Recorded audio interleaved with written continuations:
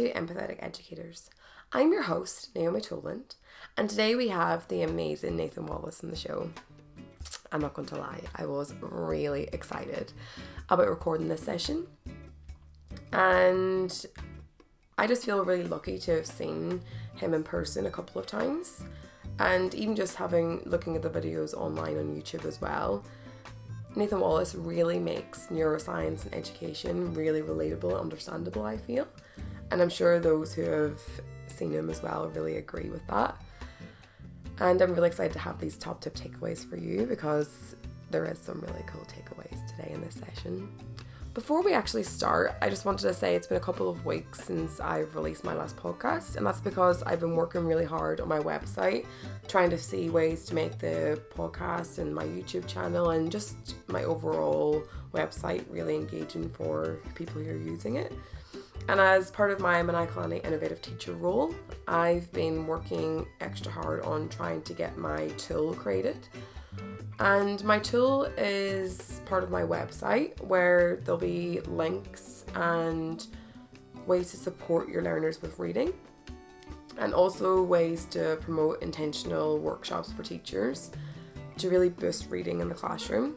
That's what I've been researching and looking at over the past couple of weeks, past couple of months throughout this year as part of my project. So I'm really excited to get that up and running. So hopefully over the next couple of weeks, there'll be actually a place where you guys can look at and get some resources for you guys to use as well. So yeah, we'll see how that goes.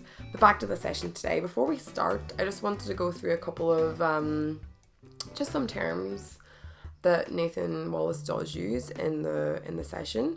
I just think it's really important because just to get that background, because he does delve into the brain.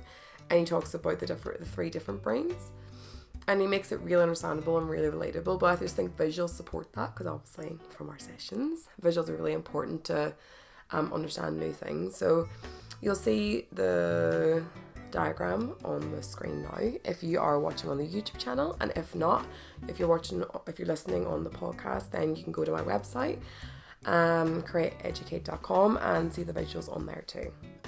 But like you see on the screen, it shows that there are three different parts that Nathan talks about, three different brains.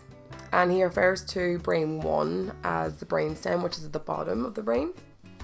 And this is like the survival brain that helps us feel safe. And it's also known as the reptilian brain, as it controls the basic instincts that most animals use. And then it moves up into brain 2, where this is the brain that is in charge of emotional motivation. So it's called the limbic area, and this is where our emotions and our motivations are processed. And then it moves up into brain 3, and this is where the thinking and decision making takes place, and it's called our cortex. And with the prefrontal cortex, which is right at the very front of the brain, this is where this links to where we can control ourselves and where we can manage our own behavior. So yeah, I just wanted to go through that little visual, just because whenever he starts talking about the brain, I think that's a really important top tip takeaway. So just having that visual to support that as well is really important, because he talks about the fact that if we're wanting learners to access brain 3, they actually have to feel comfortable in brain 1, so feel safe. They have to feel emotionally regulated, so that links to brain 2 if we want them to actually access brain 3. So yeah, I think that was really important just to go through that little visual before we start. So we'll get straight into the session now, and I begin by asking Nathan what can we learn from brain development and how it links into the different stages of a learner's life. So when can we expect them to be reflecting? When can they really be aware of their emotions and their actions? So yeah, let's just hear what he has to say. So your ability to reflect is in the frontal cortex, and then, like you're right, this is essentially an emotional age. It's mainly about the limbic system. But that doesn't mean there's no place for reflection. It just means you have a realistic expectation that it's an undeveloped skill. And when we try and foster that, that's a lot of what we do as teachers and parents, is we're trying to foster that frontal cortex. But you're right, they are mainly living in the emotional brain, so I'd say they're not in competition to each other. You've got both, so you need to meet the needs of both. So you need to meet the needs of the emotional brain, which they're living in 90% of the time in, but then 10% of your time is trying to foster things like reflection, empathy, consequence, planning, because they are partially, their frontal cortex is there, It's just that it's not in the centre stage development. I mean, it's centre stage from about 7 onwards, but it's just it comes on top of, like you're referring to, this emotional brain. And engagement and success is really about emotional brain. Yeah. And the cortex is just the tools that we use on top. And whenever you say about the fact that it is the prefrontal cortex is shut down for innovations. Right, yeah, the teenage years that is. Yeah. And in layman's terms, like, what does that actually mean? So what is actually happening during that time so we can have a better understanding of like empathy towards the kids? Like what is going to happen during that time? Well, what's happening, parents sort of just see the brain as the brain. They don't see it as sections for a start, so to understand what's happening. You don't have to divide it into all 4, you can just divide it into 3 sections. But the top brain, the frontal cortex, which is like brain number 3, that's the brain that's logical and consequential.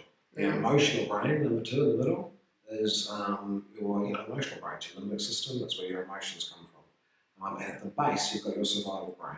Because really, survival's got to be at the base. The brain works from the bottom to the top. Survival is the prime director. Your emotions and your strategic thinking aren't going to matter too much if you're really dead. So survival has to be number 1. And then your emotional brain's on top. The only way we can get to this logical, wonderful frontal cortex that controls our emotions and sees things from other people's point of view and does all the good stuff is to go via brains 1, 2, and 3. So when you're saying shut for renovations, when that's all fully online, you're an adult. That's going to be around about mid to late 20s. But somewhere between, it's going to be centre stage development, I've already said, from like 7 right up to that 27. But in the middle, for about 3 years, it shuts for renovations. So that frontal cortex, the brain or brain limb, the top brain, that controls your emotions, sees things from other people's point of view, that's going to shut for renovations for 3 years. So what it makes for parents is they're going to see the kids go backwards and all the things that brain can do. That brain controls emotions. So your kid goes backwards and they don't control emotions. Your 10-year-old can control their emotions better than your 15-year-old could. And that's because it needs this frontal cortex. And that frontal cortex, that's the brain that shuts for renovations during adolescence. And is there a reason why it just protects itself, or what's the reason why the reason why is really because it gets a whole lot more development done if it's not open for business and having to be used all day. If you own a shop and you've got to do a shop refit, if you leave the shop open for business and let the customers come in and get the builders to work around the customers, it's going to take a whole year. You shut the shop, let the builder go for it, doesn't have to work around the customers, gets the whole refit done in a week. That's what's happening in your brain. It can't do all that. It's amazing changes that take place during adolescence. The only time in your life when your brain's more active than when you're a teenager is when you're a 2-year-old. When you're a 2-year-old, it's twice the activity of an adult. When you're a teenager, it's nearly double. But the thing is, all of that activity, it shuts for renovations, so it gets all those amazing renovations done in only 3 years, and then your teenager brain comes back online, the frontal cortex is way flasher, and all this wonderful stuff they can do now. But it does just mean that there's a dip. Your child's ability to control their emotions, see things from other people's point of view, remember their PE gear is not a linear, they get older and older. It's linear the rest of the time until you get to adolescence, and that goes down and drops down again, because the very brain that's going to do all those things is going to shut for renovations for 3 years. So, like I say, it's normal that your 10-year-old controls their emotions better than your 16-year-old, because you need a cortex to control your emotions, and the 10-year-old hasn't shut for renovations yet, the 16-year-old has. Yeah, I think that the more parents can learn that, the more teachers can learn that. I think it's going to be a big step and a big curve, isn't it? For like understanding that empathy piece is like actually. I think as parents often get into conflict with teenagers because they see this lack of empathy, lack of control of emotion, not understanding consequence, living for the moment, risk taking, and think, oh, have I parented badly? As the kid, do I have to fix that now? And in our parentage society, then they normally get strict, and then that lowers the quality. So for the parents to know, no, it's normal for 3 years that you've got to sort of up the parenting again. Like for me as a parent, I was at home, or we had one for the kids, one of the parents at home in the first, early childhood, and then we tend to both be able to go back to work when they were at primary school, but then we'd go back down to one of us being a half-time worker during adolescence, because it's normal that your kids require more during adolescence. You have to be their cortex for them again for 3 years. And that kind of, I like what I was listening to one of your interviews, and you said that say parents can't have that luxury of having one parent not working. I like whenever you said about the fact that you can almost overload them with time, like kind of if you're saying that no, this is all your time that I'm giving to you, take everything away. If parents can't take your time off work, coming home from work and actually be like, this is your time, this is what we're going to spend together. That's like another way they can almost adapt that. Yeah, absolutely. I can't remember what the phrase was. Oh, I think I think we call it a right brain day. Yeah. Your right and your left brain. We're still in our left brain all the time. Do this and do that and get that organised, get that done. And I call it a right brain day, is when you give your kid a predictable amount of time. It only has to be like 15 minutes once a week. You still get really good results. But for that 15 minutes, you actually do prioritise your child. They own their 15 minutes. You don't get to check your cell phone. You have to do whatever they want to do in that 15 minutes. Half of it works because it's predictable. So this doesn't work as well when you randomly do it. It's the fact that it's always Thursday at 4 o'clock. Without explaining lots of boring neuroscience, the brain just works well with predictability and knowing that that's going to be there. So half of it is making it predictable. The other half is really the fact that the parent's not in charge for that 15 minutes. It's the only time the child has the parent mentally, spiritually, emotionally, and physically available to them for 15 minutes, where the parent finally will shut up. You're not allowed to parent during that time. You're not allowed to correct. You're not allowed to change rules. The kid's in charge for 15 minutes. They're obviously not allowed to get you to stab anyone or do something. You can't do. You have to look after your safety, but it pretty much means that they want to play PlayStation for 15 minutes. You sit and play PlayStation. They're going to spend the only 15 minutes they've got with you all week, and they want to just ignore you and play PlayStation. Then you don't check your cell phone. You don't go and do something else because it's there 15 minutes. If they chose to use PlayStation, you stop and you work out the PlayStation game to show that interest. Because then the next week they'll go, oh, she did actually stay. She didn't answer her cell phone. And if you do that 2 weeks in a row, I bet you by the third week they don't just play PlayStation again. They realise that you're actually available to them. And they remember that. I think that predictability is that what ties in with that, like remembers it and keeps on, they can remember that. It's going to happen again. Even no matter what they did, you didn't go, oh, well, he's ignoring me anyway, so I just got this done. No, you're not allowed to. So it's 15 minutes. You stay there and give him your full attention for 15 minutes, even if it's watching PlayStation, because he gets to choose. You can't suggest. You've got to stop parenting in there 15 minutes in a row. Yeah, I just think that was because a lot of parents do obviously have to work, so it's a very achievable goal. Even during that time, you can achieve that. I think you can achieve the quality of relationship by having instigating that in your home. You can achieve the quality of relationship that you would normally have to spend hours and hours and hours with the child. I think you mentioned the punitive punishment, like you mentioned it in the Wednesday workshop we went to. Yeah. And so kind of my takeaway from that, and like a lot of people from the audience, so I asked them for some questions, and they said like obviously the punitive way is a very like traditional way, and it's very like this is like almost telling off typically. Yeah. But say for example, if children haven't had that discipline growing up or haven't had that like those systems put in place, and then the restorative way is very much like we're understanding them and talking through it and talking about their actions.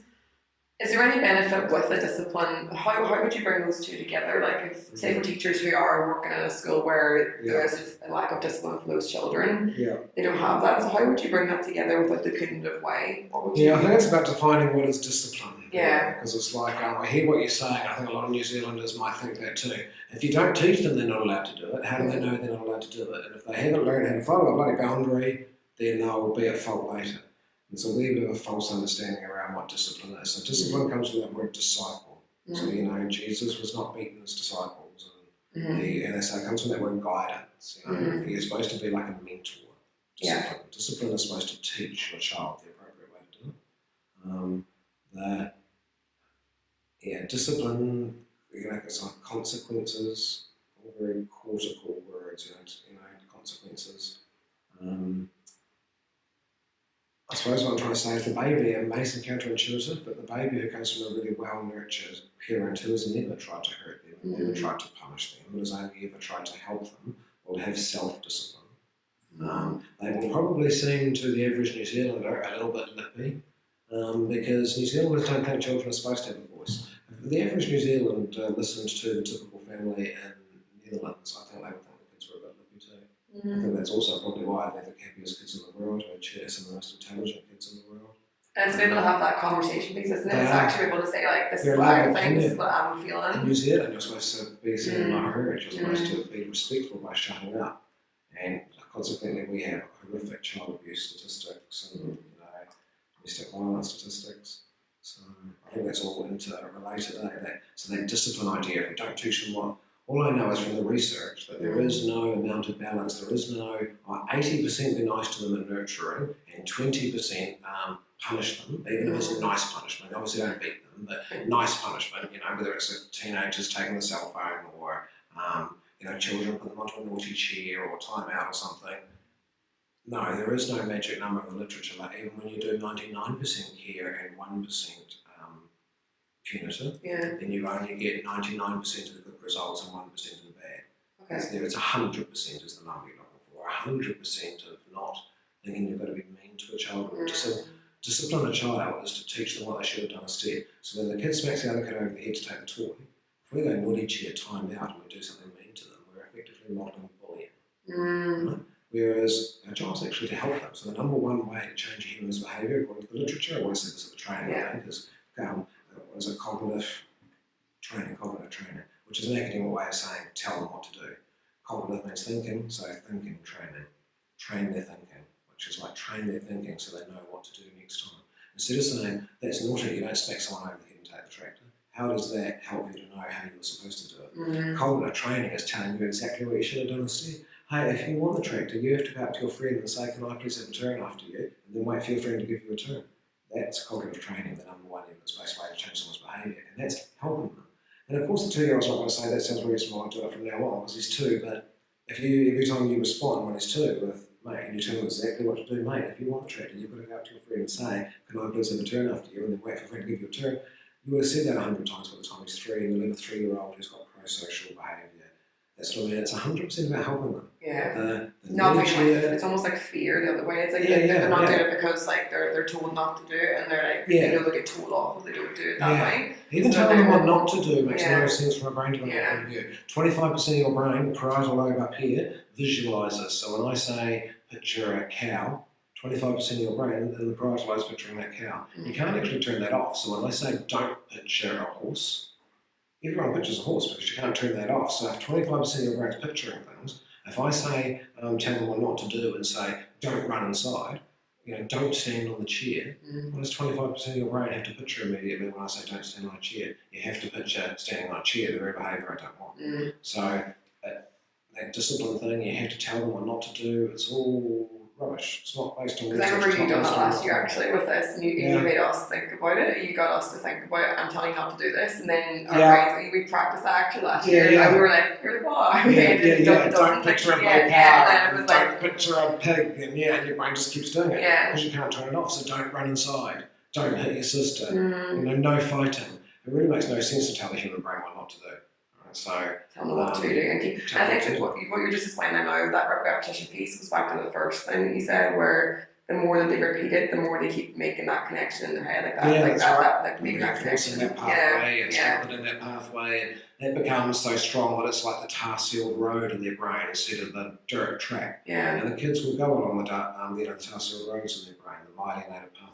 And it might take a bit longer because you're keeping on making that pathway, but instead of like the fear-based, I think that's probably the thing is like that. You can scare a child into being quite compliant right in front of you, because of course you can, because they've got brains 1, 2, and 3, just like your dog. I don't scare your dog. It's not about compliant as the told kids. They're not the ones who are going to grow up to be intelligent and creative and innovative and brilliant. But either are the ones from jellyfish parents who have got no boundaries and think they run the world. But it's those extremes isn't where all the literature supports. It's in the middle. It's kids that have boundaries, but the boundaries are flexible and negotiated, and they have parents who are empathetic and use cognitive training and help their child behave and are tolerant and accepting and don't use fear.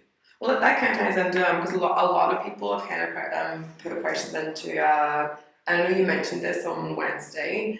They said that obviously research has shown that any child who learns quick at a faster rate plateaus at 8. Then you mentioned that doesn't mean the same for learners who need that extra support and like that. Right. Okay. And so, like for play-based learning, that's meaning that early cognitive attainment. So that's cognitive as literacy, numeracy, colours, numbers, categorisation. Early means under 7, because typically you come into that between 7 and 8.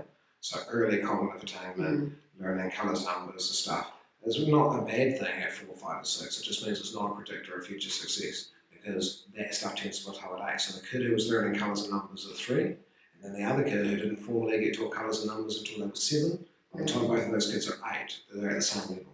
And with you saying about like that relates back to like the play-based learning and the free the free play. Yeah. some questions have come forward that what does that mean for the learners, for example, if they do need that extra support with with accessing just learning in general with the oral language or that kind of thing. Yeah. So That's where does free play meet with interventions? Like free play would be the intervention. Yeah. Okay. If free play is done properly, that would really encourage towards a language acquisition. So the kid's not yet up to be able to do expressive written stuff because he doesn't even have the oral language yet. So he needs to be in a language-rich environment.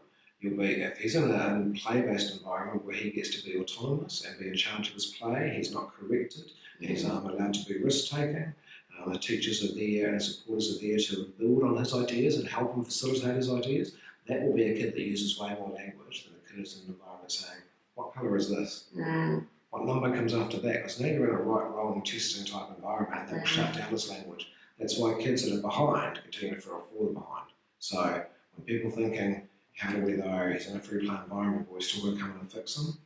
That's still not seeing the value of the free play environment because the free play environment would be the intervention. There is no other intervention other than free play under 7 that sees more language produced.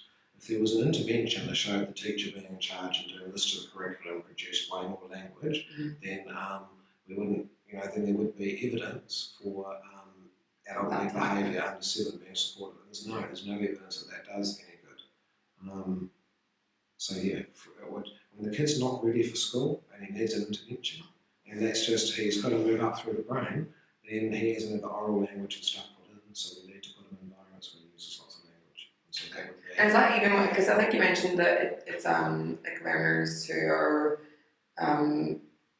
neurotypical or like learners who maybe are not developing as quick. Is that still the same for them? Like, do they still flourish in those environments? Someone who's not developing as quick has still got the same brain stages to go through. They're just going through them much slower, so you've got to amp up each stage. So it's not like just because so we've got a child that early on we're seeing that they're not interacting properly and there's a global delay and we want to jump on that. But so it's not that you would jump onto that kid and go, oh, well, for you, because you've got a disability, we should start teaching you to read at 3 because that's the difference.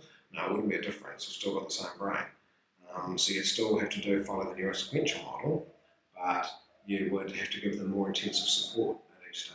So is that where the adults could come in with like it wouldn't be like I'm telling you what to do, it would be more coming in and being like you would do more together learning with like the actual like this is like the vocabulary we're together rather than being like what colour is this? That's right. It would be like just talking a lot more with them, giving that vocabulary that and way. That's what teachers are sort of taught to do if you're an early childhood teacher doing free play is you're not taking charge of their play, but you don't just leave the kids to their own accord to do what they want, free range.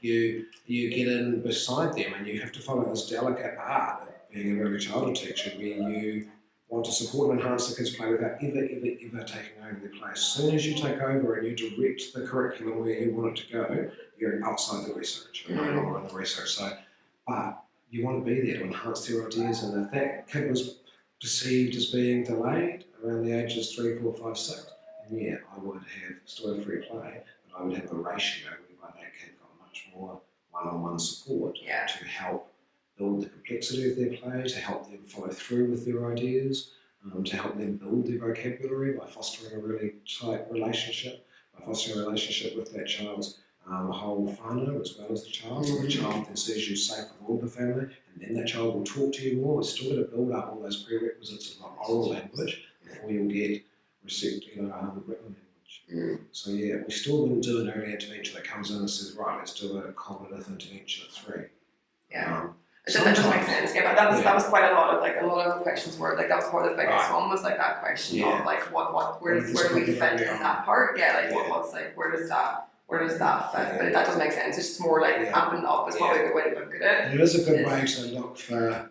You want to spot things early on if there's a real delay. We don't want to think that there is no cognition going on till 7. It's pre-literacy and pre-numeracy throughout the curriculum. So like when my nearly 5-year-old grandson made up a symbol that was kind of like a cross between a P or a backwards P and a question mark with a kuru added to it, and he just made that up, drawing in the bark. And my he calls me Poa. That's the Kaitahu word for granny. And so when he drew that in, he's like, that says Poa. So to me, that's excellent literacy.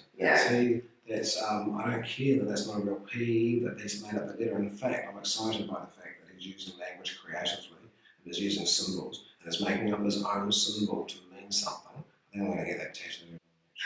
Oh, that's so cute. Yeah, that's a symbol. That's a child that's having a very good relationship. It's 4, about to turn 5, a boy. He's got a really good relationship with literacy, and something else might come in and test him on whether he knows the alphabet in the right order and very critical 7-year-old stuff, and that's not what matters. What matters now is he has a relationship with literacy. But I'm saying, if he wasn't using symbols, had no understanding of what the alphabet was, not interested in singing the alphabet, so showed me in his play that there was no ability to use symbols, he gets confused when we show him the picture of the rubber ducky and call it a duck, because actually a duck isn't yellow with an orange beak. But most people have symbolic thinking. I mean, most babies are confused actually when we do that because they don't have symbolic thinking. When we say the duck we fed at the river and this yellow thing with an orange beak's a duck. But by 18 months you've got symbolic thinking and you can understand that. So if we're already S3 and we're seeing no evidence of symbolic thinking, the teacher's already going to pick up on that before you get to the symbols of using literacy and numeracy. So absolutely, it just means that we have to be attuned to their development. And I think what a lot of primary school teachers don't want to hear is you've got to do a whole lot more work, because it turns out it wasn't as simple and straightforward being an early childhood teacher as you thought. It's bloody complex, and you've got to know how to do all of that stuff that we're talking about. So you can't intervene and do an intervention because you're taking charge now.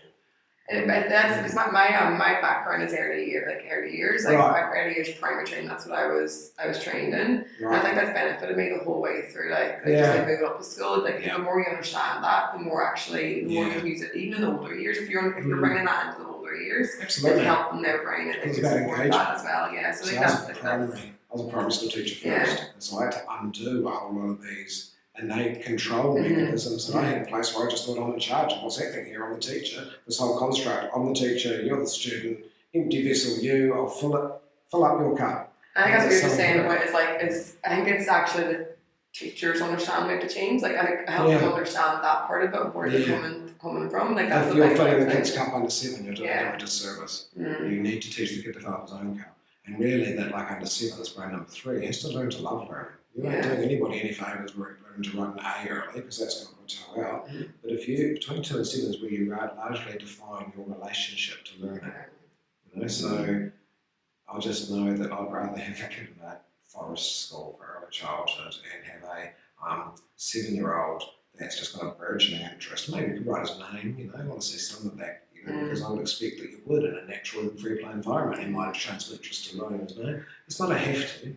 But I was saying I would be happy with a 7-year-old that's got bigger old interest in literacy and numeracy and uses the basics, pre-literacy and pre-numeracy and symbols in their life, and showing all of that. It's showing all the things that the early childhood curriculum actually values, all of their strands and principles, the confidence to communicate and to contribute, and that they have a strong sense of who they are, a strong sense of belonging. And those are all the things that set you up to be a lifelong learner. And I think that ties in with the questions of people who maybe don't, who need that extra support and need it amped up. Whenever I interviewed someone, it was an autistic person who's 26 now, and he said that it was all that he hated school because of the need to get the right answer. It was always that funnel. He was always so nervous about that right answer part. Just fosters anxiety. And that's the, if we can kind of open that up towards the coming together, being part of the conversation, that kind of thing. That limit that takes that away, because actually you're being part of it together, and you're not saying this is what you have to get to, and they know that we're looking for an answer if you have that approach. So it's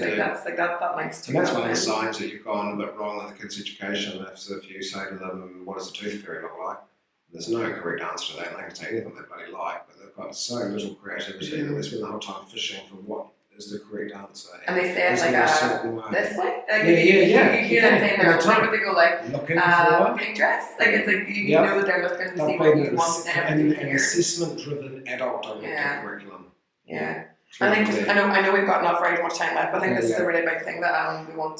We've got 2 minutes. Okay. So we just mentioned anxiety, and I think that's I really like the way that you said about that's a natural response, and we want to keep anxiety because that's a thing. And I think generations had anxiety, and we've always had it. If it was bad for us, we'd evolved away from it. Yeah, and I think could you just talk about? I really like that image you said about the more that the brainstem is calm, the more they can access the prefrontal. Just maybe talk about that. Just understanding that your intelligent, brain, the cortex, this wonderful brain, and then your survival brain at the other end, so your frontal right at the bottom, the intelligent brain at the top, they work like they're on a set of scales, which means only one's engaged at a time. So if someone's shooting at you, your survival brain's going to be so aroused, you're not going to be able to do a calculus equation while you're running from a shooter, because actually when you're running from a shooter, you won't know what your middle name is, because you're, all that stuff's down in the cortex, and you're in the survival brain. You've got to be safe and feel calm to calm your brainstem to get into your frontal cortex. So anxiety, in that simple way, is really the brain's inability to calm the survival brain.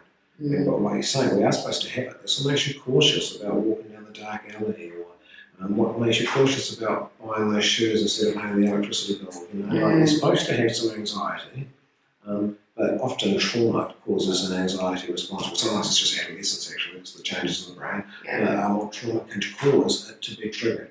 Some people it's just triggered through a physical injury. For whatever reason, your highway of stress in your body is triggered, and it's anxiety. So, what was I think I was just explaining that a little bit, because I think that's a really good just calming for that down. So that's why yoga, meditation, mindfulness, why those things are, why mindfulness is such a big topic in schools. It's not just hippie shit. Actually, it's real brain stuff. You calm the brainstem and you'll get more intelligence. The kid who's got anxiousness and anxiety is not able to fully engage in the curriculum, because only your intelligent brain can really engage in the curriculum. If brains 1, 2 or 3 can, the bottom brains could engage in the curriculum, and so can the dog. They can't, the dog can't. Only this really intelligent brain can. So it's really important that you calm those survival networks and engage that brain. So you get mindfulness, yoga, physical exercise, self-belief, self-talk. No, I think that's definitely a good. Is there any one little just a little sound bite or little a big takeaway you think parents and teachers should understand for kids? Just as a last little end in the conversation, is there anything you think? I think we probably, the thing that really sticks out for me in New Zealand is the thing we already talked about, is that all of your common sense, our common sense as New Zealanders, we need to recognise is actually quite punitive, and the research leads to negative outcomes for kids. And it's not just happening when we've got the highest rate of suicide and the highest rates of anxiety and depression. We're kind of creating that by perpetuating this kind of disrespectful culture towards children. So, pander to them a bit, be nice, be PC, don't be put off by people asking you about that, because that's what you should be aspiring to as a New Zealander, because right now we're punitive and we're abusive. So trying to understand and take that step back and instead of saying this is what be part of the solution, not part of the problem. So treat your children, I'd like our children to be treated with the same respect as children in the Netherlands are. Be part of the solution together. Thank you so much. Thank you so much. I got my brain buzzing, so I hope it got your brain buzzing too, with lots of top tip takeaways. I think the main takeaway that I had from the session was the fact that balance is so important. So the last thing that Nathan was talking about, that balance is so important, because actually whenever the brain is worried, whenever it's fighting to survive, that's whenever brain 1 is in play, and you actually can't access the thinking part of the brain. So making the learners feel safe and not making them feel worried is a big part of that, to be able to let the thinking happen. So that was a really big takeaway that I got from the session whenever I went to see him, and I just thought that was a really great takeaway for you guys as listeners as well.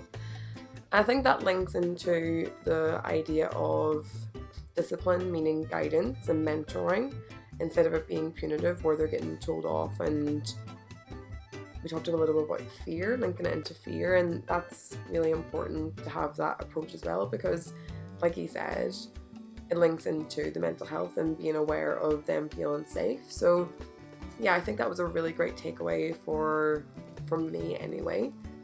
And I think it is fair whenever people say, they just have to learn these things, because I feel like that's the way we've got taught, or we may have got taught. That's the way it's always been. Like Nathan says, just because that's the way it's always been doesn't mean that it's the right way. So I think it really made me think about that, and I'm sure it makes other people. Do you agree? Do you not agree?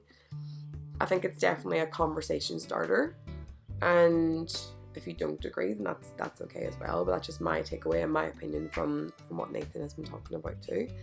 which makes sense. For me, it makes sense because if the brain can't access it, and if they're feeling fear, if they're feeling scared, if they're feeling those things, then brain one's going to be in action instead of them actually able to think about it. So yeah, I think that visual was really, really cool to take away. And I think that links into the emotional regulation part of it. And as part of the website, or as part of the takeaways on my website, I've started to put in the resources I'm actually using in the classroom. Because some of the feedback has been that it's great to be able to hear these things and look at the links to research, but actually what is the opportunities you could put in your classroom. So yeah, I've put a link to, so these are things that I've been using in the classroom and giving them the vocabulary. So if they're feeling worried, if they're feeling stressed, then my learners, they might get very worried about things they don't understand. And instead of them being very negative and keeping it into their head, like Mark Treble said in one of our previous sessions, he said getting them to voice and getting them to get their thoughts out of their head. That's what I've really noticed helping with my learners. So I'm actually catching their thought. Yeah, so catching their thought and catching those negative thoughts in particular, and changing it into that positive, proactive way of thinking. So what can they do about it? Yep, you're feeling stuck, you're feeling scared, you're feeling nervous. What are you going to do about it? That's like really important, and giving them those steps and giving them those tools to take action in their own learning. And so I've put some of these links in. Again, this is another resource. It links into cognitive behaviour therapy that I went in training with last year. And I'm trying to do workshops with teachers, just trying to link those into education. So catching the thought, what's happening in what are you telling yourself? Challenging it. Is there evidence for that? Is there anything that you actually think that is giving you a reason to think that? And then changing it then. So what is your new thought that you're thinking? So I've put some of my resources that I've been using with the learners into the website as well. So yeah, and if you have any questions, if you have any resources that you think you might want to share, then definitely get in contact, because that's the whole point of this, is sharing knowledge, sharing information, and sharing what we can to benefit for the learners. And so yeah, what got your brain buzzing? You can contact me with #BuzzingBrains or #ChallengeChangeCreate. And my Twitter is @Naomi_Toland. Or like I said, we've got all those resources on the website now, and you can access that at createeducate.com, or you can just email me where you'll find those things online as well. I am excited for the next couple of sessions coming up as well, and I'm just really grateful that people are happy to give their time and want to spread the word of how we can help each other. That's been what I'm grateful for at the minute. So yeah, I look forward to hearing your top tip takeaways. Have a great day.